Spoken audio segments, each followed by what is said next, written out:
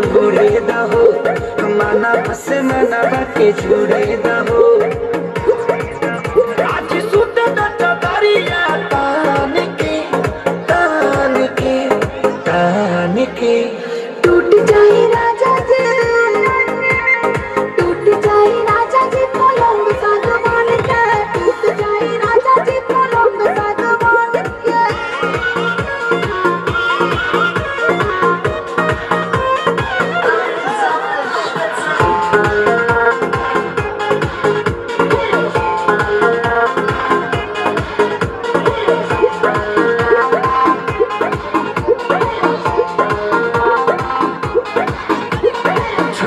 बदन की देखो न कटन की चादर बिछा दे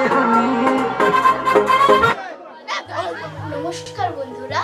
আমাদের চ্যানেলে ভিডিওটা যদি আপনাদের ভালো লেগে থাকে তাহলে একটা লাইক শেয়ার কমেন্ট আর সাবস্ক্রাইব করবেন সাবস্ক্রাইব করতে বেল আইকনে গিয়ে অল বাটনটা ক্লিক করে দেবেন।